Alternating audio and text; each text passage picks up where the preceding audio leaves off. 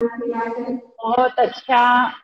Lockdown के इस दिव्य समय का हम सभी भरपूर लाभ उठा रहे हैं।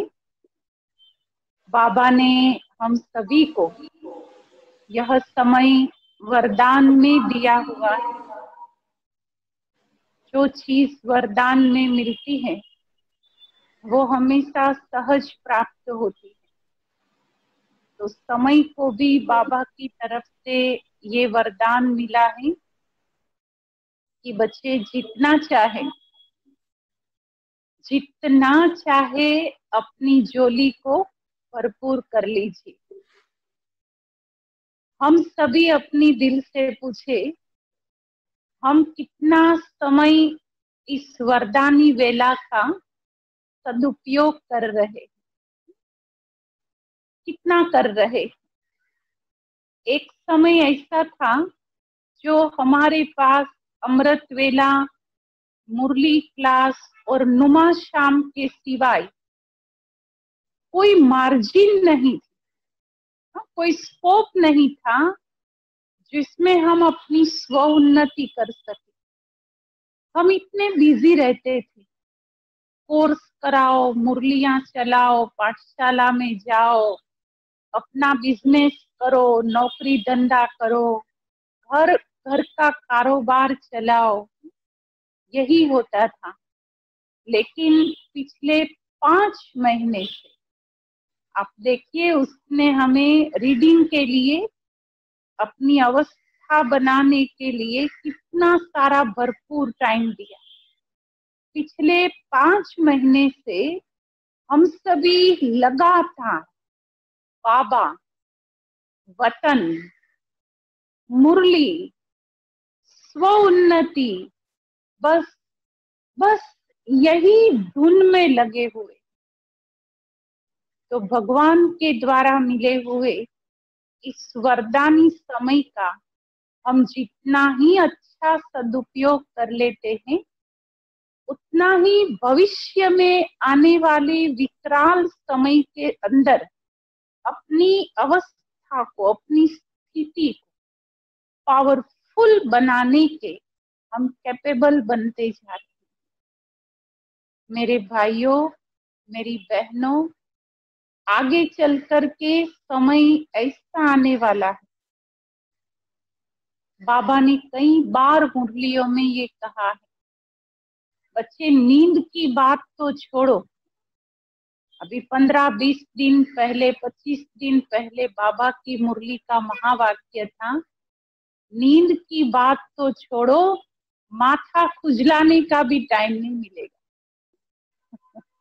आप सोचिए, ऐसी घड़ियां आने वाली है जो अपना सिर में हाथ डाले ना ऊपर, इतना भी टाइम हमारे पास नहीं होगा। लंबी लंबी क्यू लगी हुई होगी। वो क्यू होंगी भक्तों की, वो क्यू होंगी पीड़ितों की, वो क्यू होंगी दुखियों की, वो क्यू होंगी अतृप्त और अशांत आत्माओं। तो ऐसे समय पर अगर हमने साधना के द्वारा अपनी अच्छी स्थिति बना ली ना, समझ लीजिए कि वो आने वाला समय स्वयं के लिए और औरों के लिए अपने वरदानी स्वरूप को प्रत्यक्ष करेगा।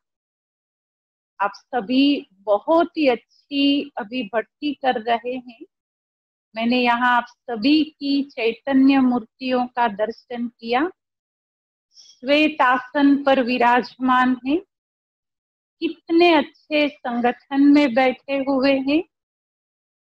सोशल डिस्टेंस को ध्यान में रखते हुए भी इतनी सुंदर पालना का भगवान की छत्र छाया में अनुभव कर रहे हैं। तो आज हम सभी अपने आप से पूछे, भट्टी में बैठना माना खुद को देखना। हाँ, भट्टी में बैठना अर्थात खुद का ऑब्जर्वेशन करना, चेकिंग करना, और उसी आधार पर अपने आप को चेंज करना, परिवर्तन करना, क्योंकि तभी तो अच्छा अंदर बढ़ता जाएगा। जितना हम अपने आप को खुद को देख करके अपने आप को चेंज करते जाएंगे, तभी तो हम विशेषताओं को अपने अंदर भर सकेंगे। बहुत ही अच्छे विषय के साथ भट्टी आरंभ हुई है आप सभी की, विशेषता संपन्न योग तपस्या भट्टी। देखो, बाबा ने अपने हर रत्नों के अंदर जन्मने के साथ ही विशेषताओं का वरदान दे दिया है, लेकिन उन विशेषताओं को स्वयं में और डेवलप करना, एक्टिवेट करना, कर्म में लाना, इसमें बहुत सूक्ष्म मेहनत। जब मैंने ये विषय सुना तो मुझे महसूस हुआ कि सचमुच ब्राह्मण परिवार अगर इसी एक विषय के अंदर भी माहिर बन जाए, माहिर अर्थात एकदम पावरफुल हो जाए इसी एक टॉपिक के, देवता बनना, अपने आप को फरिश्ता बनाना, दुआओं से भरपूर होना, वो कोई बड़ी बात नहीं रही। सिर्फ अगर एक विषय में, विशेषता के टॉपिक में अगर अपने आप को संपन्न बना दिया, तो मैं आज आपके सामने 4 बातें रखूंगी।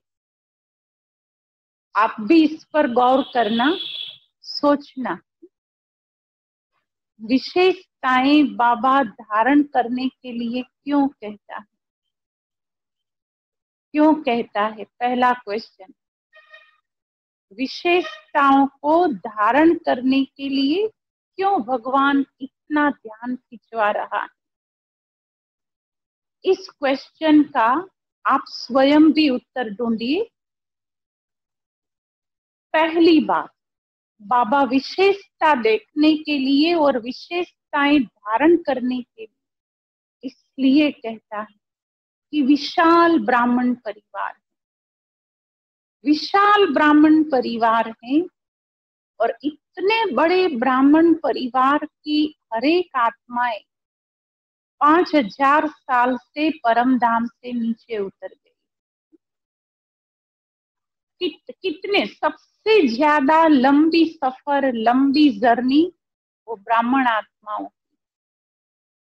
तो इस कारण कोई ना कोई कमियां, कमजोरियां, वीकनेस, गलत आदतें इन देवकुल की आत्माओं के अंदर आ गई, बाबा जानता है।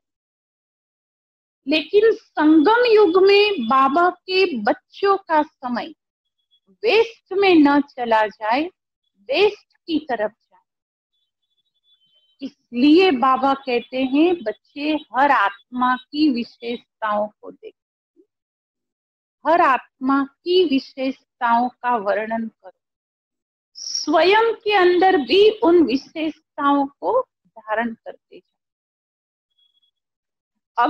अगर हमने ये महामंत्र पक्का कर लिया ना कि मुझे हर एक की विशेषताओं को ही देखना है, तो निश्चित समझ लीजिए कि हर एक के प्रति आदर भाव रहेगा, उपकार का भाव रहेगा, हर आत्मा को देख करके खुशी, हर्षित और बहुत ही निस्वार्थ प्यार हृदय के अंदर उमड़ेगा। जब हम किसी की विशेषताओं को देखते हैं तो जरूर उसके प्रति हमारी दुआएं, हमारे गुड विशेष निकलते हैं। ये रियलिटी मैं आपको बताती हूँ। जब हम कोई के अवगुण देखते हैं तो इसके कारण हमें उस आत्मा से थोड़ी दूरी नजर आती है। छोड़ो ना, उनसे बात नहीं करना, छोड़ो ना, अब उनके साथ इतना जमता नहीं है, हम ये समझ लेते हैं। लेकिन जब हम किसी की पॉजिटिव साइड को देखते हैं तो अंदर से लगता है कि नहीं, ये स्वजन मेरा है, ये ब्राह्मण परिवार का है। तो भगवान ने यह जो विशेषता के प्रति इशारा दिया है, उसका पहला पहला कारण यह है कि बाबा अपने बच्चों को पॉजिटिव बनाना चाहता। सारी सृष्टि के अंदर अगर पॉजिटिविटी लानी है तो उसका पहला पहला आधार वो हमारी सकारात्मकता, हमारी पॉजिटिविटी के ऊपर है। इसलिए बाबा अपने हर बच्चे को कहते, बहुत सालों पहले बाबा की अव्यक्त मुरली का यह महावाक्य था कि बच्चे विशेषताएं सभी की देखो, विशेषताओं का वर्णन करो तो आप स्वयं भी विशेष आत्मा बन जाए। विशेषताएं देखो, दूसरों के सामने भी, किसी के भी सामने जाते हो तो हर कोई आत्मा की विशेषताओं का वर्णन करो तो आप खुद भी विशेष आत्मा बन जाएंगे। तो ये बात जो बाबा ने अंडरलाइन कराई है बहुत बहुत बहुत इम्पोर्टेंट है, सामान्य बात नहीं है। द्वापर युग से हम सभी के अंदर ये संस्कार आ गए हैं, एक दो की कमियां नोट करने का, एक दो की वीक पॉइंट देखने का, एक दो की अपूर्णता को स्वयं के अंदर सोच सोच करके हम जानते भी नहीं और वो हमारे अंदर चली जाती है। तो ये द्वापर से संस्कार बन गए। छोटे से संगम युग के अंदर इन संस्कारों का परिवर्तन करना ये कोई कम बात है, सोचो। इसलिए बाबा ने हम सभी को इस विशेषताओं के प्रति ध्यान खिंचवाया है। दूसरी बात, क्या क्या पावर है, क्या पावर है इस सब्जेक्ट के अंदर। विशेषता एक टॉपिक, सब्जेक्ट है, एक विषय है। क्या पावर है इसके अंदर? सबसे बड़ा पावर इस विषय में दुआओं का समाया हुआ। आप कहेंगे कैसे?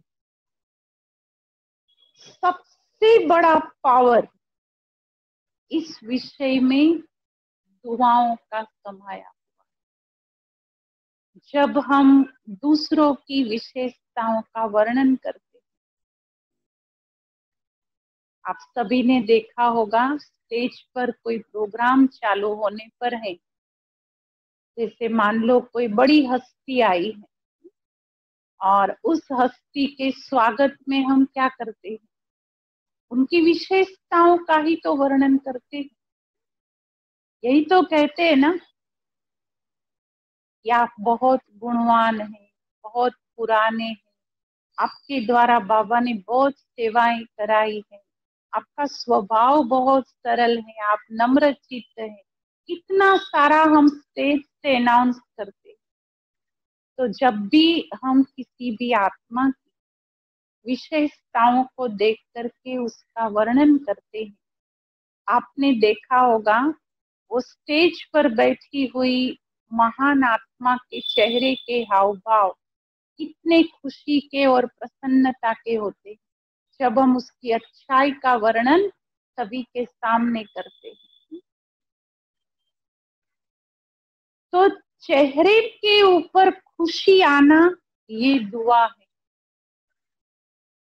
हमारे शब्दों से किसी का भी चेहरा लाइट हो जाना, खुश मिजाज बन जाना, खुश नसीब हो जाना, यही तो दुआएं हैं। हमारे सिर पर कोई हाथ रख करके लोग नहीं कहेंगे कि मैं आपको आशीर्वाद देती हूँ, दुआएं देती हूँ, कोई ऐसे नहीं कहेंगे।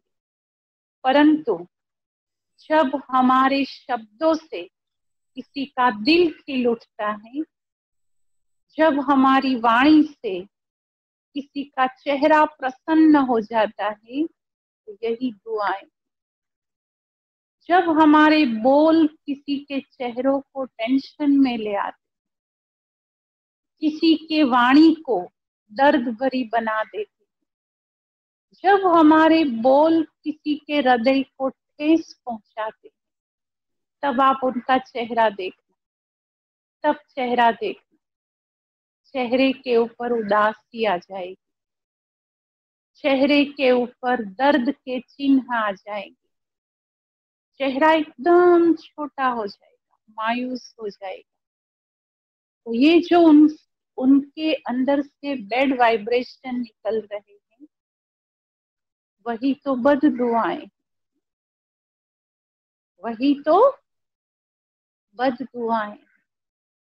तो क्यों ना हम इस विशेषता के माध्यम से, विशेषता को इंस्ट्रूमेंट बना करके अनेकों की आशीर्वाद के पात्र बने, अनेकों की दुआएं। जब हम सभी इन दुआओं से भरपूर बनते जाते हैं, आज हमारी दादियां क्या है, सोचो क्या है। मैं थोड़े दिन पहले लंदन की गोपी बहन है, आप सभी भी जानते होंगे, उसका क्लास तो आजकल सभी करते हैं। गोपी बहन ने इतनी अच्छी बात कही कि दादी कभी भी ऐसे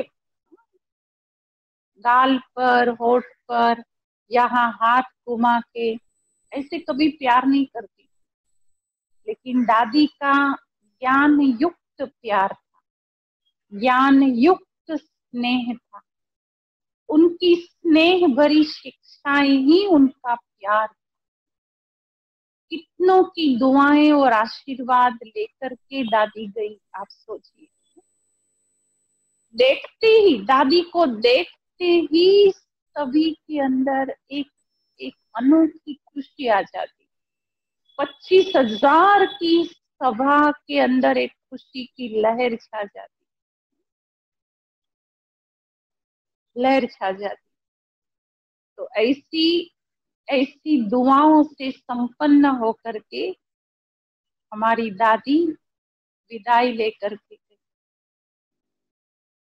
कब कब इतनी खुशियां बांट सकी सभी को, कब हजारों के, लाखों के चेहरों के ऊपर एक खुशी की लहर लाने के निमित्त बनी, क्योंकि दादी ने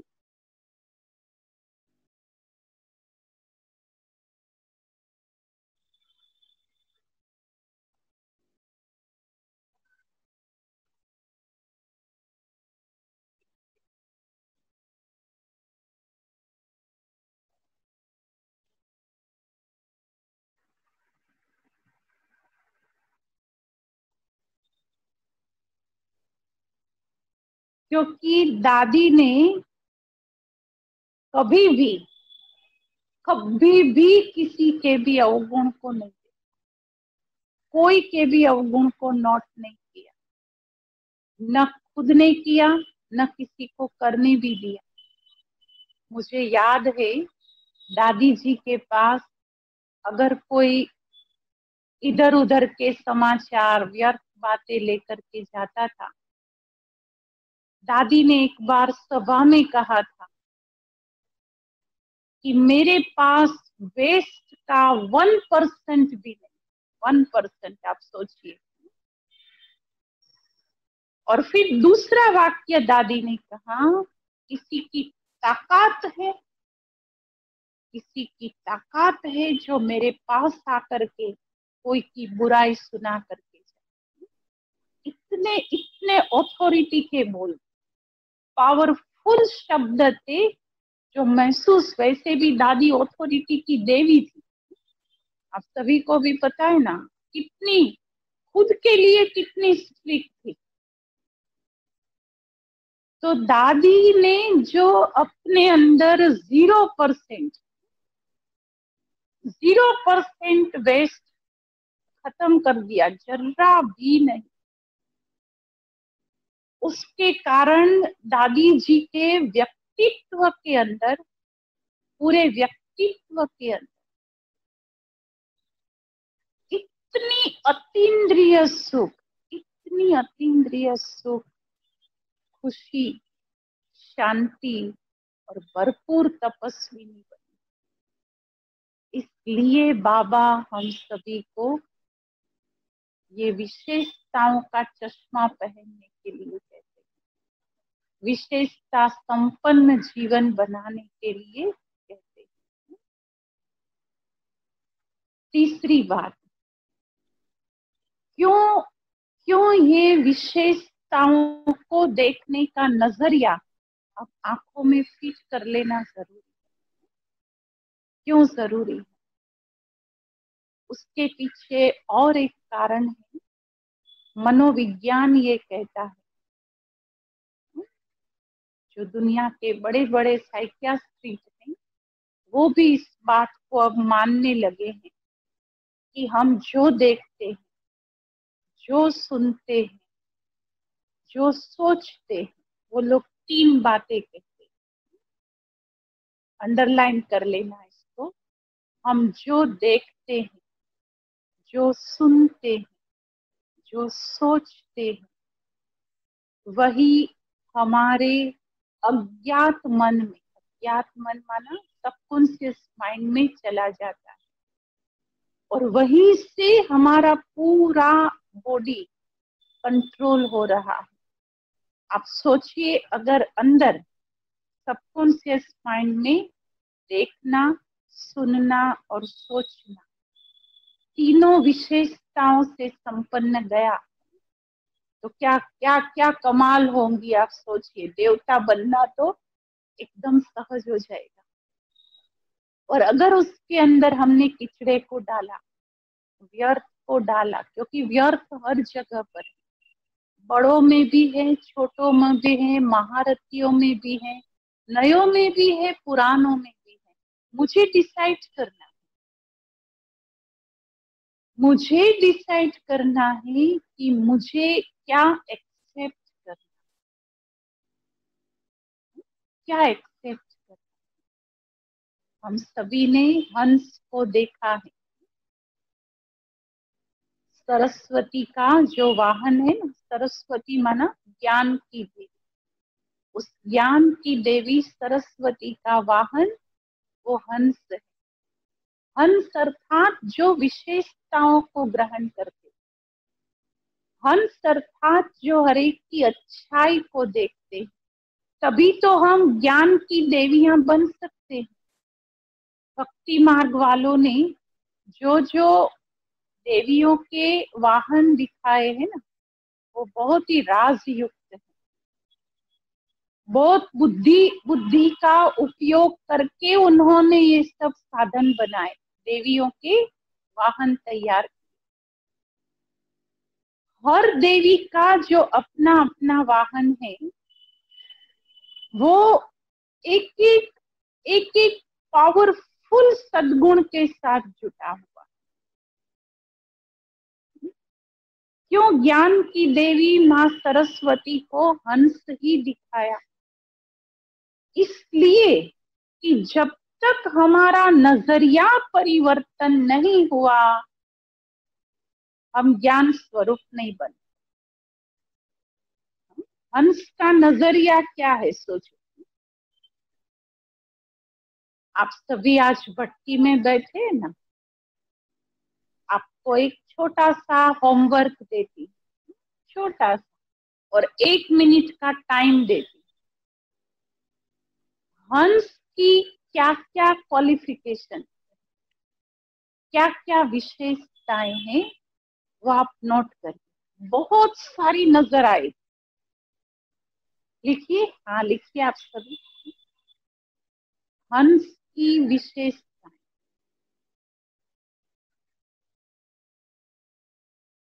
1 मिनट का टाइम।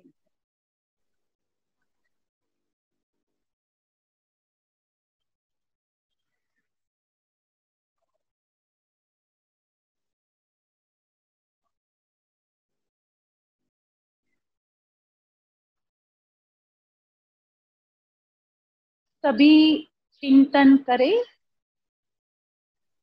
सोचे हंस की क्या क्या अच्छाइयां हैं, क्वालिटी।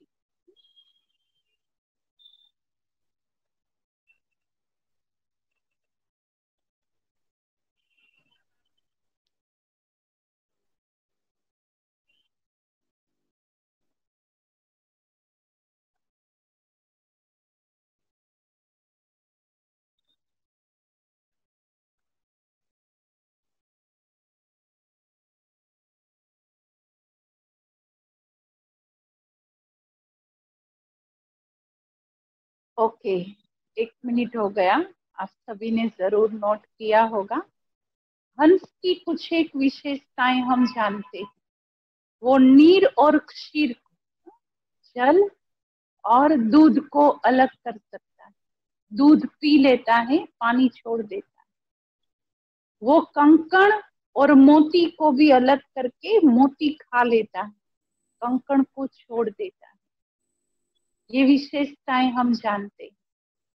लेकिन हंस की एक विशेषता है उसकी प्यूरिटी, वाइटनेस। सबसे बड़ी हमारे जीवन की अगर कोई क्वालिटी हो तो ये पूर्ण पवित्रता है। हंस संपूर्ण श्वेत है। हंस की तीसरी विशेषता है उसकी नम्रता। आपने हंस की गर्दन को देखा होगा, ऐसा आकार होता है, ऐसे एकदम उसकी गर्दन माना ग्रहण शक्ति।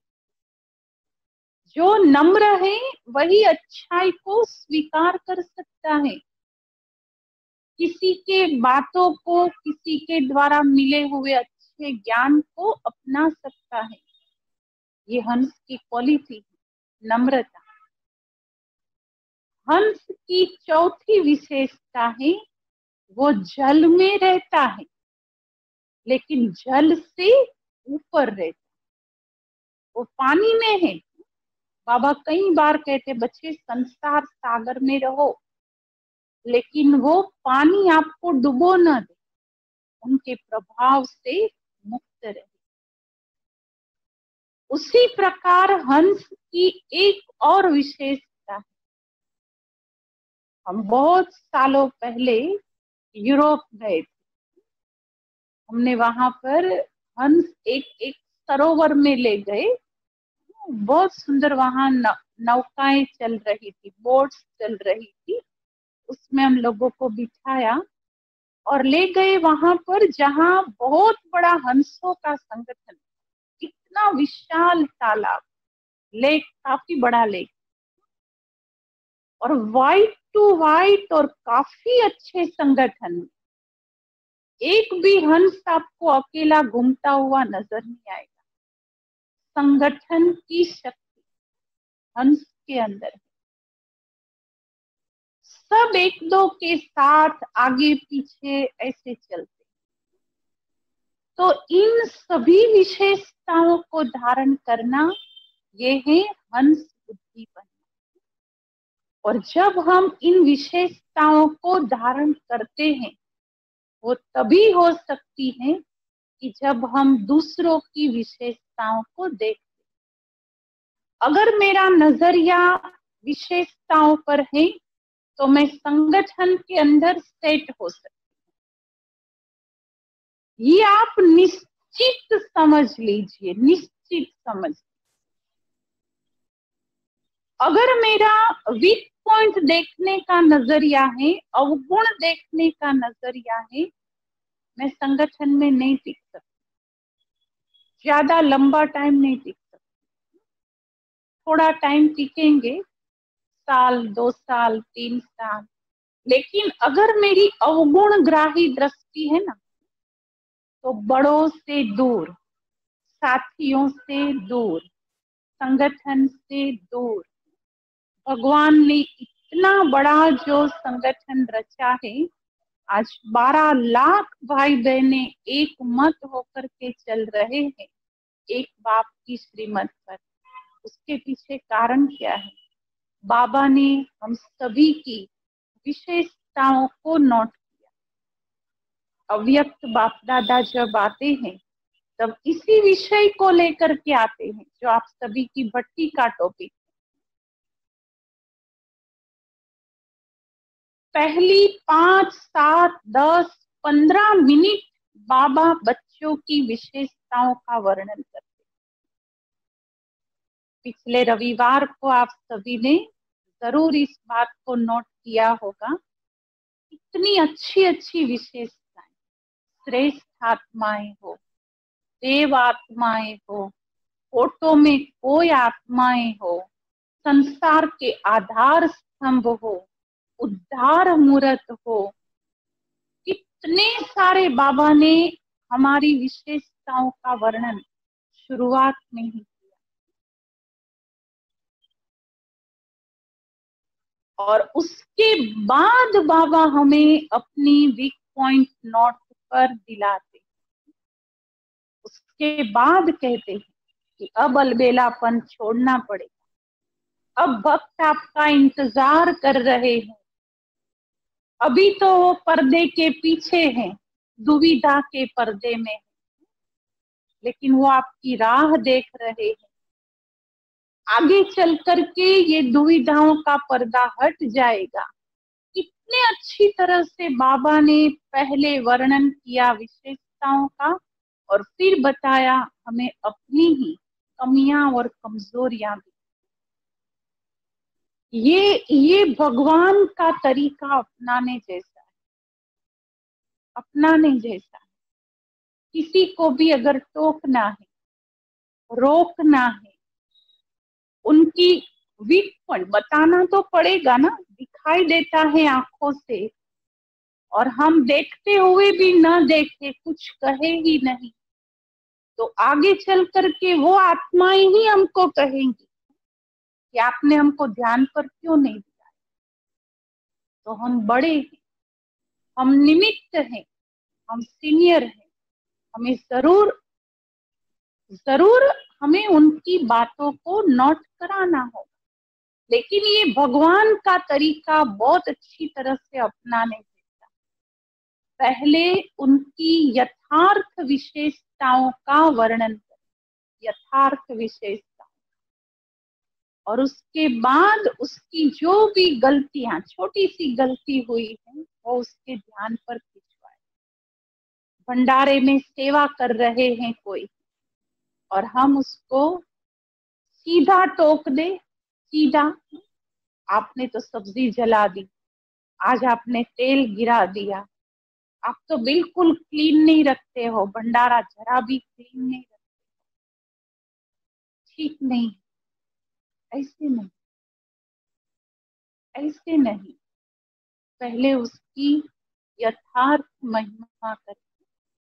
क्या कमाल है, आप कितना समय आग के बीच में रह करके सभी की पेट की आग को बुझा रहे, कमाल है आपकी। मैं आपको धन्यवाद देती हूँ, पहले उनको ये कहे, मैं आपको धन्यवाद देती हूँ भोलेनाथ के भंडारे की, आप इतनी जिगर से सेवा कर रहे हैं, आपका कितना बड़ा भाग्य बन रहा, आप कितना हार्डवर्क कर रहे हैं। यज्ञ का भोजन बनाना ये भाग्यशालियों के ही नसीब में होता है, आप वो भाग्यशाली रतन।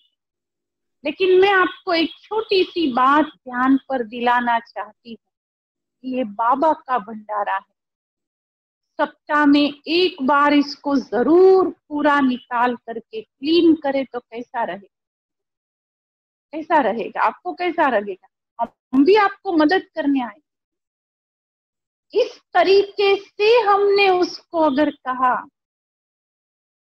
उनके दिल से दुआएं निकलेगी, बहुत खुश हो जाएंगे, और दूसरे सप्ताह हम देखेंगे कि वो स्वीकार कर सकेंगे कि हाँ, हफ्ते में एक बार भंडारा साफ होना ही चाहिए।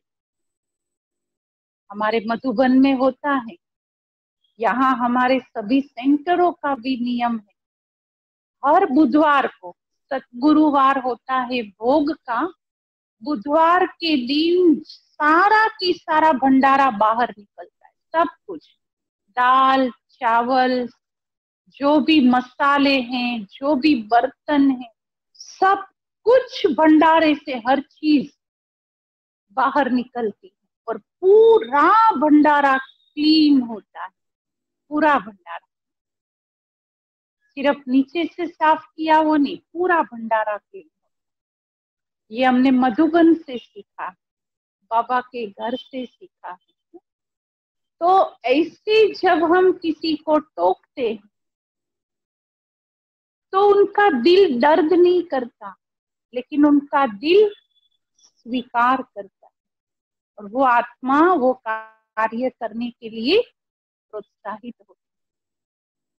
तो हम अब अपना नजरिया, अपने शब्द प्रयोग, अपना बिहेवियर हर एक के साथ इतना पॉजिटिव बनाते कि जो इसके आधार से उनकी दुआओं के भी पात्र बने और हमारे शब्द उनके लिए तीर का।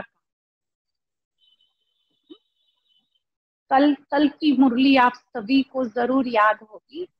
बाबा ने कितनी अच्छी बात उसके अंदर कही थी कि जो योगी है उसका ही तीर लगे, बाकी जो देह अभिमानी है उसका तीर नहीं लगेगा। वो कितने भी बाण छोड़ते जाए, हमारे शब्द अगर दूसरों के ऊपर असर नहीं कर रहे तो चेक करना चाहिए कि क्या कमी है जो मेरे बाण उन आत्माओं को घायल नहीं कर रहे। शायद एक कारण यह भी मिल सकता है विशेष। तो इस बात पर हम सभी जरूर डबल अंडरलाइन करेंगे। स्वयं भी खुद के जीवन में भी एक अच्छा लक्ष्य बना, पक्का लक्ष्य कि मैं कहाँ पर भी जाऊं, किसी सेंटर पर, किसी भाई बहनों के यहाँ, लौकिक में अलौकिक में, कहाँ पर भी जाऊं, निकलने से पहले ही एक अंदरूनी लक्ष्य पक्का कर कि वहां से मुझे कुछ अच्छाई ग्रहण करके दे रहा है। आवाज आ रही है बहन? ओके।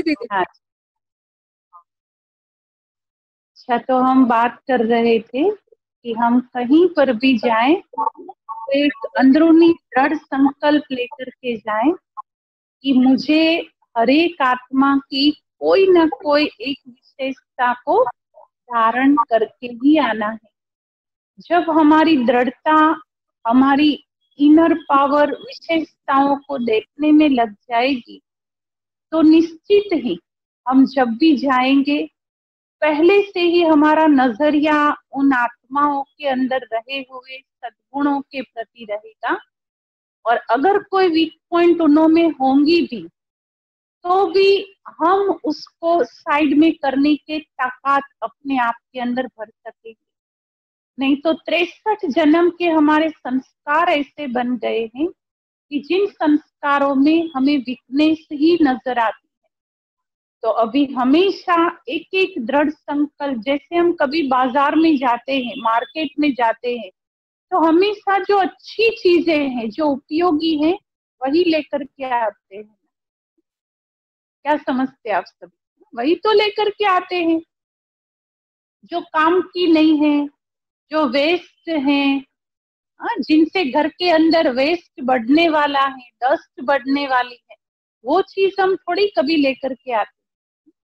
तो ऐसे ही हम जब भी किसी से मिले, हम मधुबन जाए, सेंटर पर जाए, किसी भी बाबा के बच्चों से मिले और कोई से भी मिले, पहला संकल्प ये कर ले कि मुझे अच्छाई देखनी, मुझे विशेषता देखनी, मुझे उस आत्मा के अंदर रहे हुए सद्गुणों को नोट करके आना। और दूसरी बात, एक ये लक्ष्य रखे कि उसको देखने तक न रखे, लेकिन किसी के भी सामने वर्णन कर दे। वर्णन करना अर्थात किसी के भी अच्छाई को एप्रिशिएट करना।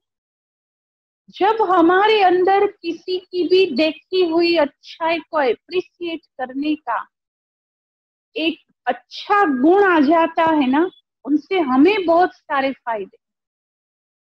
कई बार हम ये समझते हैं कि अगर हम दूसरों को एप्रिसिएट करेंगे,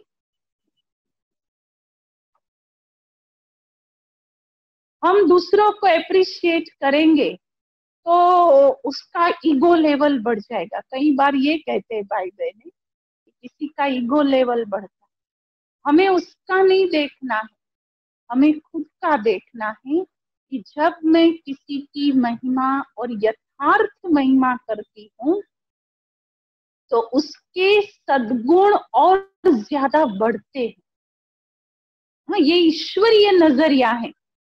अगर एप्रिशिएशन से किसी के ईगो बढ़ते हो तो भगवान हमें इतना एप्रिशिएट क्यों करता, बाबा हमारी इतनी महिमा क्यों करता।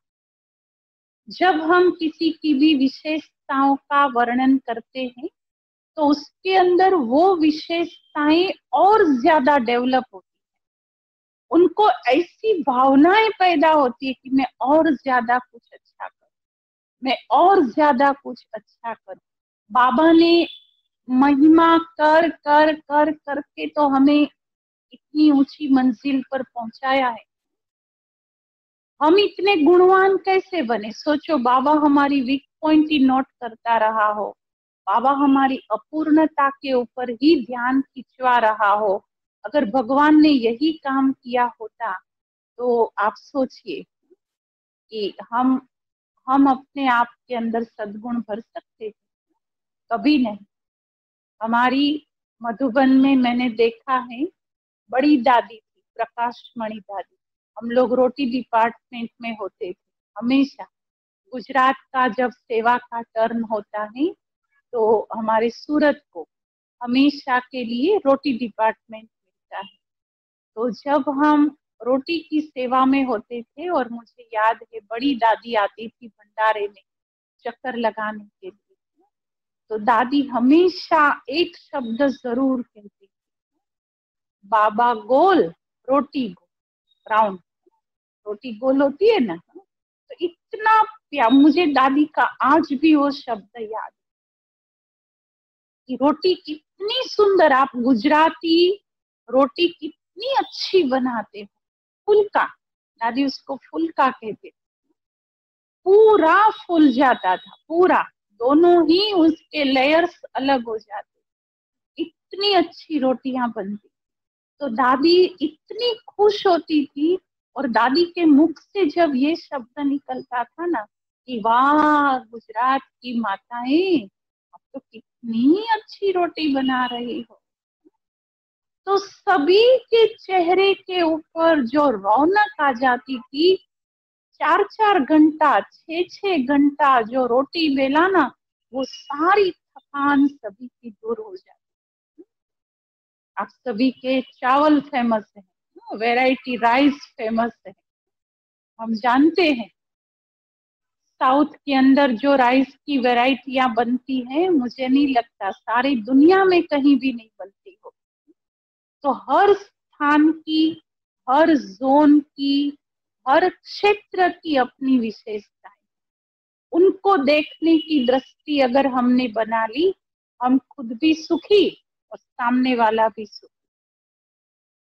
बाबा के सामने जब भी हम जाते हैं, जो भी जोन जाएगा, तो बाबा उस जोन की कभी सोची नहीं होगी ना, ऐसी विशेष। अभी पिछले रविवार को क्या कहा, कैरेबियन, कैरेबियन वाले थे ना बाबा के सामने, ट्रिनिडाड, गयाना, ये सब। हाँ, तो बाबा ने क्या कैरेबियन माना, करीब रहने वाले, समीप रहने वाले। इतनी अच्छी, मुझे तो इतना सुख बात रहा था जब बाबा बोल रहे थे कि पता नहीं कहाँ कहाँ से ये विशेषताएं ढूंढ करके ले आता। गुजरात माना जिसकी गुजर गई रात, कर्नाटक माना कर नाटक। कितने अच्छे अच्छे बाबा टाइटल अपने अपने बच्चों को विशेषताओं से भर करके देते हैं। तो हमें भी ये सीखना है, क्योंकि हमें देवता बनना, हमें देवता बनना है, हमें देवता बनना। अगर हमारे अंदर ही किसी के अवगुण को देखने की दृष्टि होगी तो हम भविष्य में उसको दर्शन कैसे